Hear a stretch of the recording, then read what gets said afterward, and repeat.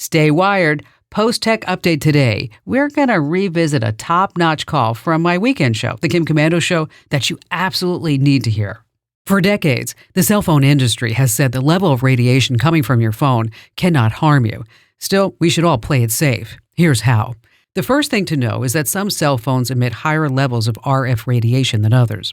The biggest offenders include the Motorola Edge, Google's older Pixel phones, and Sony Xperia.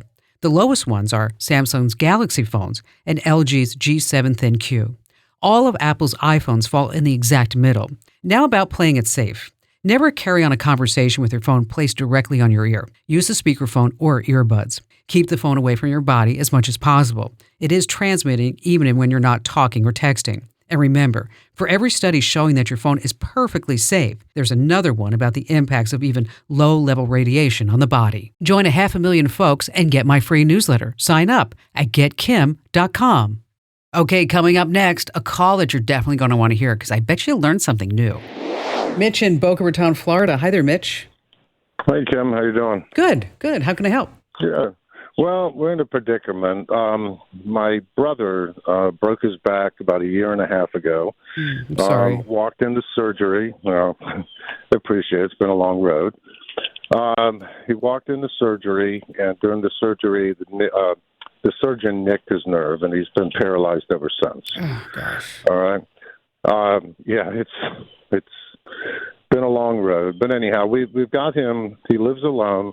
I set up the cameras, the door locks, and everything else, and now he's starting to lose his voice, right? And we're concerned when his aides are not there that he can actually call 911 or any emergency help that he might need, that we can't find a voice amplifier for it. And I was hoping that you could find us something.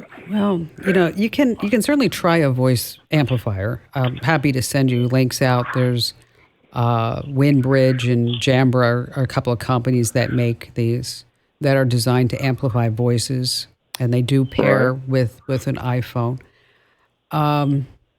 There's also an app that will convert text to speech. Can he text?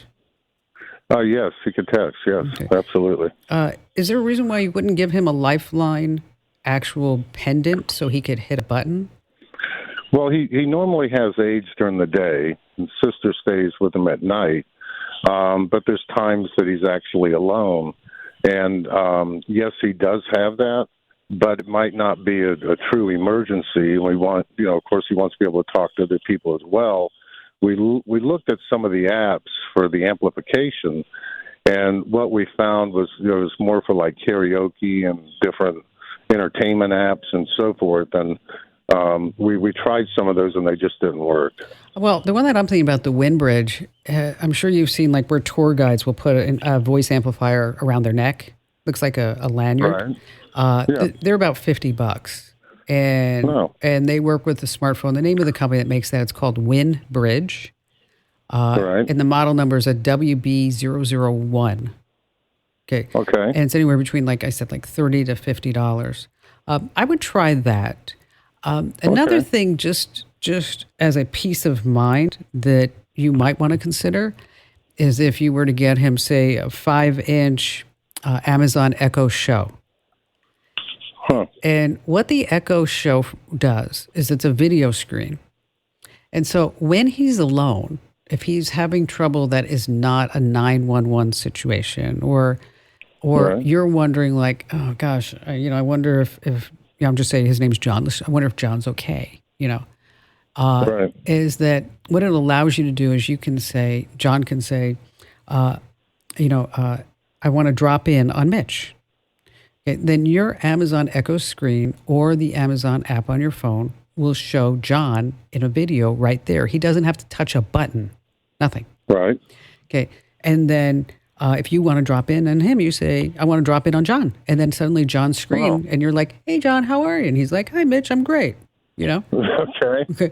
So it allows, so there's no like, I have to answer a FaceTime call.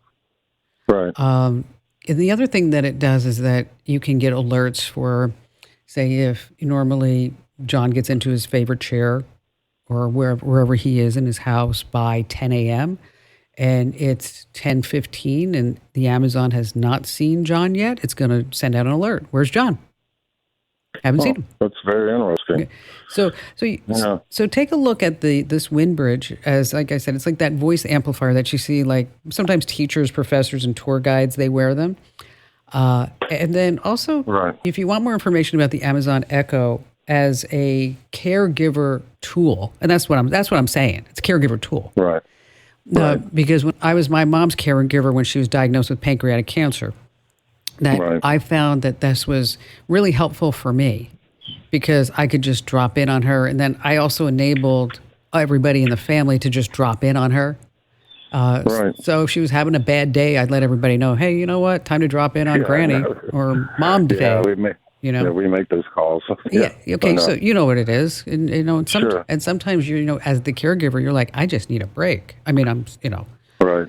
Because I've been there too. It's like, love this person, but wow, I can't do this 24/7, 7 days a week, So if you need to get a little breath of fresh air for your own mental health, that you know that he can drop in on you, and you can have other people drop in. It's just, I don't know. I just think it's really just a fabulous tool for that situation. I know it wasn't made for that, and now Amazon's kind of gravitating towards that. It was really made as just a place which what your brother can do. He can watch movies, get the local news, and check out Facebook, whatever it may be, and all his apps. But it does really help with caregiving. And again, I've got a lot of information about it on my website. And Mitch, if you need any help afterwards, just give me a shout back. I'm always here for you. A standing ovation to you for tuning in. Yay! Now, if you're puzzled by a tech issue, here's your call to action. Head to Komando.com, select Email Kim. I read each and every note like it's the final round in a tech trivia game. And you can amp up your tech know-how by getting my free daily newsletter. It's just waiting for you over at GetKim.com.